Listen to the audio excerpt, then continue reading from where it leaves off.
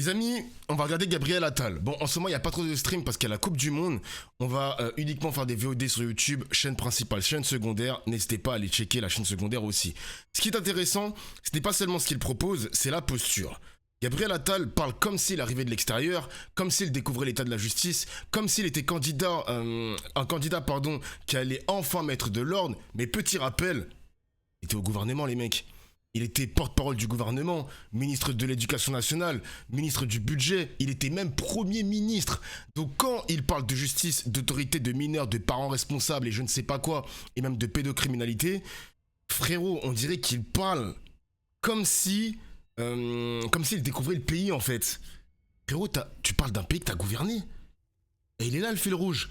Gabriel Attal transforme son bilan en promesse de campagne, je vais faire mieux, etc. Donc là, on va regarder les meilleurs moments de la vidéo. Donc là, j'ai mis des petits horodateurs, je sais pas comment on dit, avec les meilleures minutes de l'interview parce que j'ai pas envie d'écouter les 20 minutes. C'est parti. Gabriel Attal, retour en France avec de très nombreuses questions. Mais d'abord, ce qu'a annoncé Sébastien Lecornu tard hier soir, qui semble répondre un peu à votre tu casses, tu payes, qui avait été cette formule que tout le monde retient de votre discours de politique générale. Sébastien Lecornu l'annonce donc cette nuit. Après les violences et les destructions qui ont suivi la victoire du PSG en Ligue des Champions, le gouvernement présentera dès juillet en Conseil des ministres un projet de loi visant à faire assumer directement aux auteurs le coût des dégradations commises dans l'espace public. L'idée, c'est aussi une responsabilité collective, c'est-à-dire que si vous participez avec un groupe à de la détérioration, à des pillages, au fait de casser des abribus ou des morceaux de rue, eh bien l'ensemble, tant pis que vous ayez vous-même jeté un pavé ou pas, l'ensemble sera tenu pour responsable, y compris financièrement. Bien sûr, moi je salue cette proposition qui a été faite et avec mon groupe parlementaire, on l'accompagnera à l'Assemblée. Vous l'avez rappelé, quand j'étais Premier ministre, j'avais affirmé dans ma déclaration de politique générale qu'il fallait en revenir à tu casses, tu répares, tu salis, tu nettoies, tu défies l'autorité, on t'apprend à la respecter. J'avais rédigé un projet de loi en ce sens avec mon gouvernement. La dissolution l'avait interrompu. C'est une mesure qui vient quelque part concrétiser en partie ce à quoi j'avais appelé. J'avais réussi à faire passer une mesure et j'ai vu que certains préfets sont en train de l'appliquer, ce qui est une bonne nouvelle. C'est la possibilité de rendre les parents responsables financièrement des actes qui sont commis par leurs enfants. Mais attendez les gars, moi je vais revenir quand même sur son slogan. Tu casses, tu répares, tu salis, tu nettoies, tu défais l'autorité, on t'apprend à la respecter. Putain mais les mecs, qui a inventé cette formule catastrophique ? Bon, évidemment, sur le papier, ça va parler aux gens, surtout les mecs très à droite. Quelqu'un qui casse un abribus, il doit réparer. Je ne sais pas, ça va lui coûter combien d'argent, mais bref. Quelqu'un dégrade l'espace public, il doit payer. Quelqu'un détruit, il doit assumer en quelque sorte. Personne n'est contre le principe de responsabilité, mais le problème, c'est que pour Gabriel Attal, tout devient un slogan en fait. Il ne dit pas seulement il faut réparer les dégâts. Le mec, il transforme ça en formule présidentielle.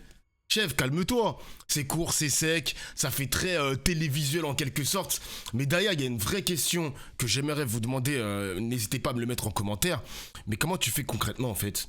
Comment tu l'identifies ? Qui prouve quoi ? Comment tu vas le chiffrer en fait ? T'imagines, il y en a pour 25 000 €, comment le mec il fait pour payer tout ça ? Il va être endetté, et dans quel délai aussi ? Est-ce que le juge va mettre ça en application aussi ? Et avec quelle garantie pour éviter de punir quelqu'un qui était juste présent dans la foule ? Comment tu vas faire ça ? Concrètement. Donc moi, je vous pose la question. Donc si vous êtes d'accord avec le principe « tu casses, tu répares », est-ce que ça suffit à faire une vraie politique de justice ? Moi, je veux savoir. On continue. Bien sûr, je l'ai fait voter. Cette mesure, je l'ai proposée comme je suis revenu au Parlement en tant que député avec mon groupe. On a fait adopter cette mesure et j'irai même plus loin. Dans le droit précédent, il était dit que c'était le parent chez qui l'enfant réside qui était responsable des dégâts commis par un délinquant mineur.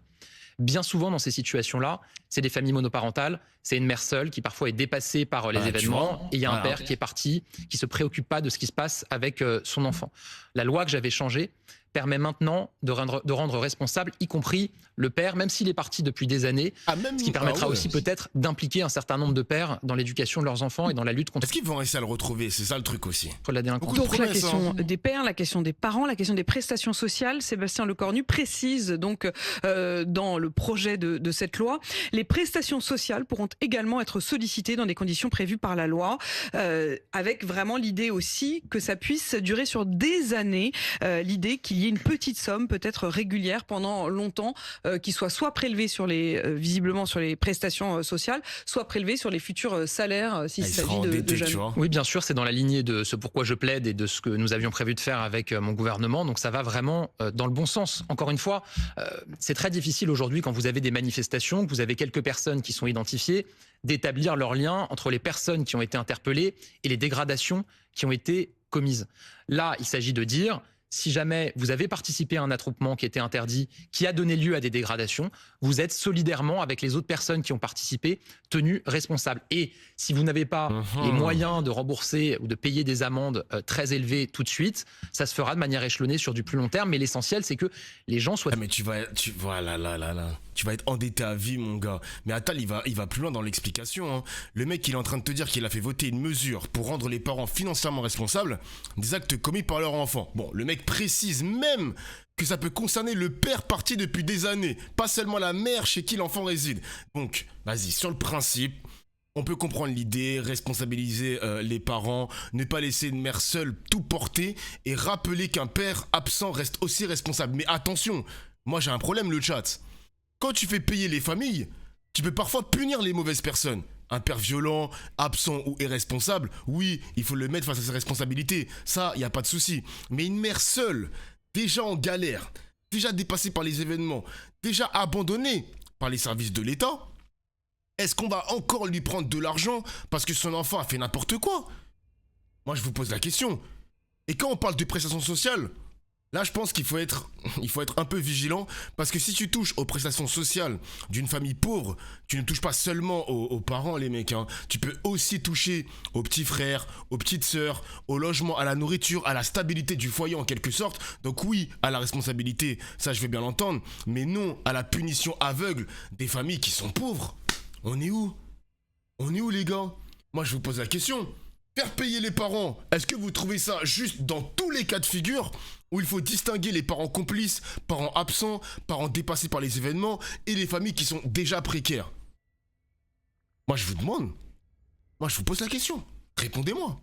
Tenus responsables de leurs actes. Avec une question quand même, Gabriel Attal, c'est que ça existait jusqu'en 1981, ça a été aboli, supprimé par l'arrivée de François Mitterrand parce qu'on considérait que cette responsabilité collective, elle niait une éventuelle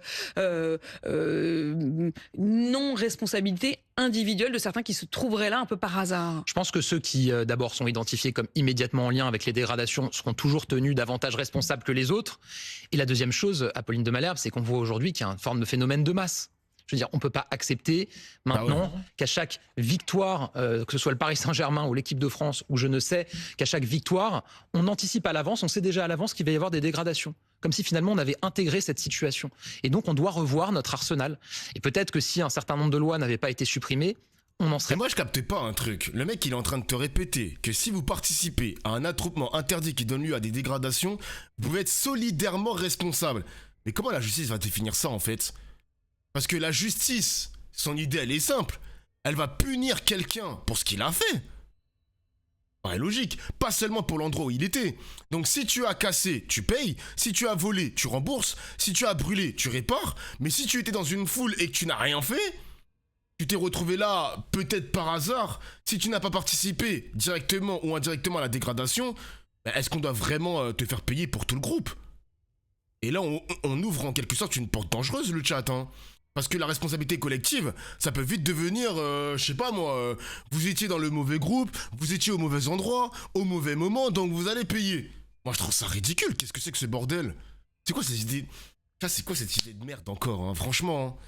Pas là où on en est aujourd'hui en termes malheureusement de délinquance dans ces situations. Justement, justice et autorité, une question aussi sur les suites du drame Liana. de la mort de Liana. Voilà. Vous avez Liana. proposé immédiatement un certain nombre de décisions, comme par exemple la suppression du juge d'application des peines, estimant qu'une peine qui a été énoncée doit être appliquée telle qu'elle.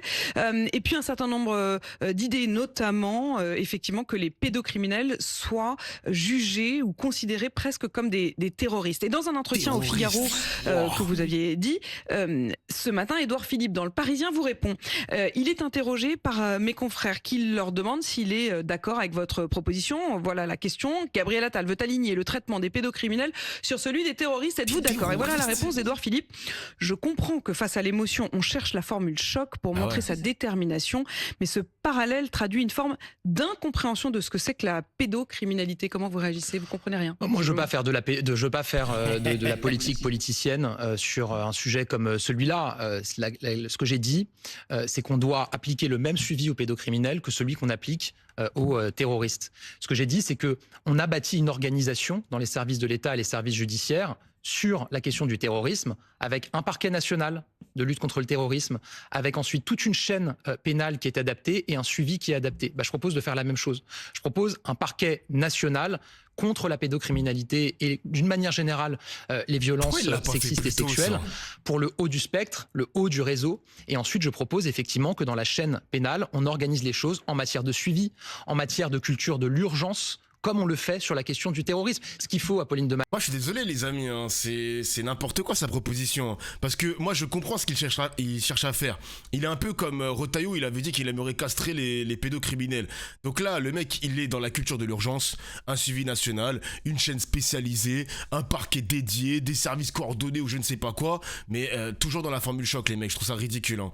Déjà, traiter la pédocriminalité comme un terrorisme, c'est pas la même chose. Les logiques ne sont pas les mêmes, les profits ne sont pas les mêmes, les réseaux Snap, etc., Telegram, le dark web, ça ne fonctionne pas toujours pareil. Et en plus de ça, je vous rappelle un truc, les victimes sont souvent proches de l'auteur.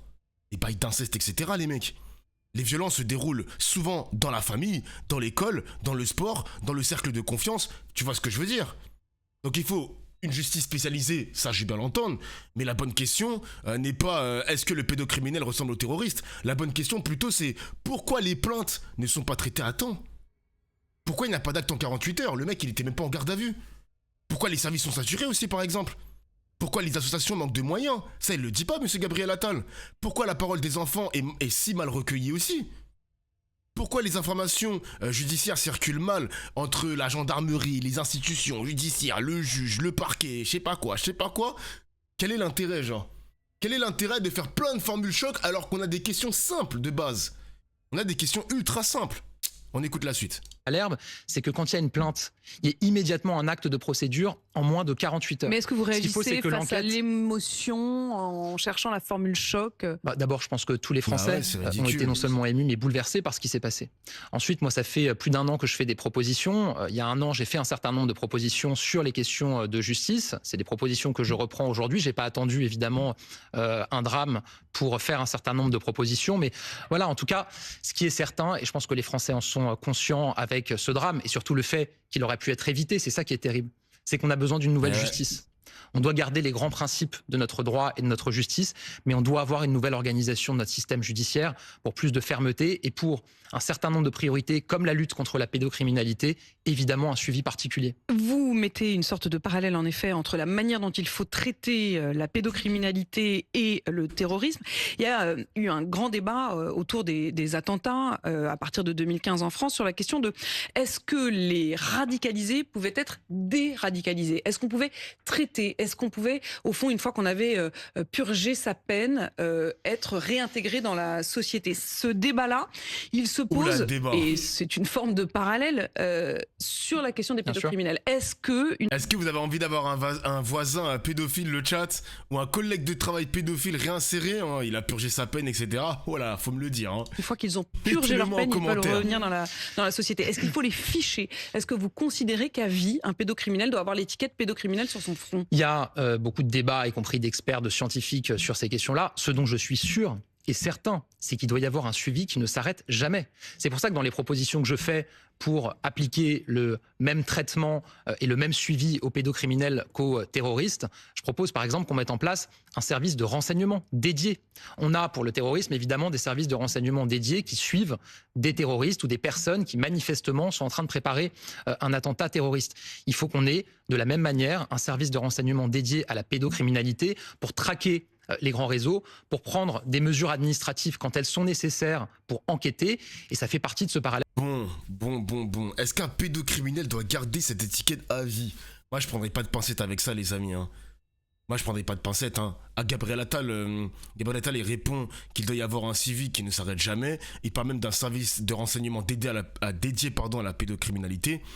Ça, je veux bien l'entendre, ok. Mais le suivi à vie, ça veut dire quoi? Parce que là, en termes d'état de droit, on va rentrer dans une autre dimension.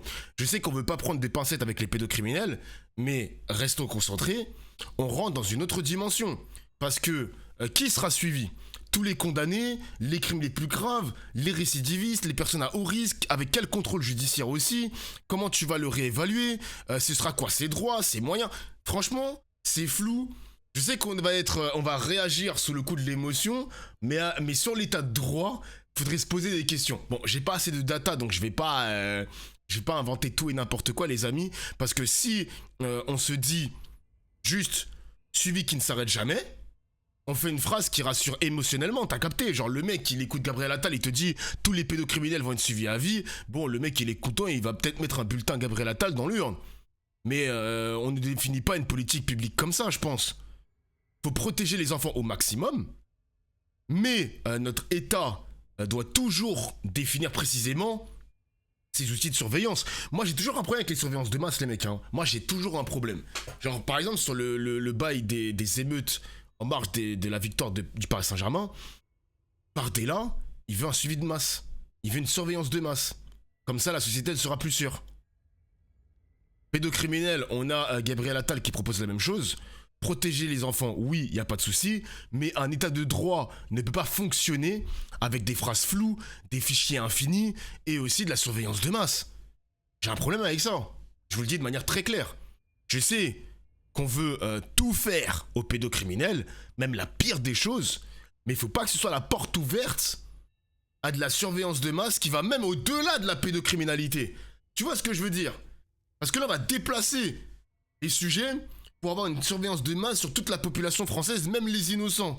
Tu vois ce que je veux dire? Que je propose. Avant de passer à la suite, je rajoute quand même que dans cet entretien aux Parisiens, Édouard Philippe, il est dur avec vous, mais alors par contre, il fait les yeux doux à Gérald Darmanin, parce que quand on l'interroge sur la responsabilité du ministre de la Justice, il dit « je le soutiens totalement ». Il y a des histoires quand même d'alliances, de signaux. Est-ce que vous pouvez me décrypter cette histoire? Non, enfin moi je suis pas là pour faire du décryptage politique, et surtout moi je vous ai dit, je veux pas faire de politique politicienne autour de ces sujets. Ils sont beaucoup trop graves. Mais là, est-ce qu'il y a une alliance qui est en train de se non, dessiner, si votre question, par ailleurs, contre vous? Mais si votre question par ailleurs, c'est si j'apporte mon soutien au ministre de la Justice, au garde des Sceaux, évidemment, personne ne peut douter de sa détermination à faire bouger notre système judiciaire, à prendre des mesures extrêmement fortes pour répondre et pour réagir à ce qui s'est passé dans ce drame. Déjà auparavant, il avait fait un certain nombre de propositions. Est-ce que ce qui se joue aussi, c'est le fait que Gérald Darmanin, il va falloir quand même à un moment, soit qu'il décide d'y aller, soit qu'il décide de soutenir l'un de vous deux? Non, j'espère pas. Je dis pas que c'est un combat de MMA, mais il y a quand même c'est pour ça. On se demande lequel des deux il va choisir. Vous savez, Apolline de Malherbe, j'espère pas vraiment qu'on fait de la politique politicienne ou des questions présidentielles sur ce sujet qui est un drame absolu. En tout cas, moi, je le dis. Non, mais la conclusion, vas-y, on va conclure là-dessus, les amis, parce que ce passage, il résume parfaitement Gabriel Attal, candidat. Le mec, il te sort des slogans. Déjà, j'en ai marre d'entendre des slogans, les mecs. Et même LFI ou peu importe le parti politique, et j'en ai marre des slogans. La politique en 2027 est la même qu'en 2022 et 2017, etc., etc. Le mec te fait des slogans, tu casses, tu répares, nouvelle justice, première puissance d'Europe, parce que je les vois ces tweets à Gabriel Attal. Il sait occuper le plateau, il sait prendre un sujet grave et le transformer en posture présidentielle, et il sait dire, je suis ferme, je suis moderne, je suis responsable, républicain, etc. Mais pourquoi te croire maintenant, en fait? Faut m'expliquer? Pourquoi le croire maintenant? Le mec, il a été au pouvoir, il a été aux manettes, responsabilité, il était ministre du budget, ministre de l'éducation, il a même été Premier ministre, tu as participé au choix politique de la Macronie, donc quand tu dis aujourd'hui qu'il faut tout changer, moi j'ai envie de te dire quelque chose, mon gars, pourquoi tu ne l'as pas fait avant? Et je sais, derrière ton ordinateur, derrière ton téléphone, tu te poses la même question, pourquoi tu ne l'as pas fait avant? Pourquoi aujourd'hui un Français te donnerait la confiance? Oui, il faut faire payer ceux qui cassent, ça on peut en débattre, il n'y a pas de problème. Surtout, là où il n'y a pas de débat, il faut mieux protéger les enfants. Oui, merci du tapis, mon gars. Il faut une justice spécialisée contre la pédocriminalité. Oui, merci du tapin aussi. Oui, il faut que les plaintes déclenchent des actes rapides. Ça me paraît normal. Ça me paraît normal. Mais non. On ne peut pas effacer 9 ans de macronisme avec 3 slogans et une ambition présidentielle. C'est pas possible. Le mec qui veut incarner quelque chose de tout nouveau, mais son problème, c'est qu'il ne pourra jamais effacer son bilan. Il ne pourra jamais l'effacer, mon gars. Le mec, il t'explique que l'autorité qu'il promet demain porte déjà l'échec du pouvoir qu'il a exercé hier. T'es mal la bête de phrase. T'es mal la bête de phrase. Non, je le déteste, les gars. Je suis désolé. À chaque fois en stream, on se pose la question de qui est-ce que je déteste le plus entre Bardella et Attal. Je vous jure, les gars, il y a débat. Je vous jure, il y a débat. J'aime pas l'extrême droite, évidemment, je déteste l'extrême droite, mais il y a un truc chez Gabriel Attal qui fait que je le déteste de ouf. Il incarne un truc profondément détestable. J'en peux plus, les mecs. Je n'en peux plus.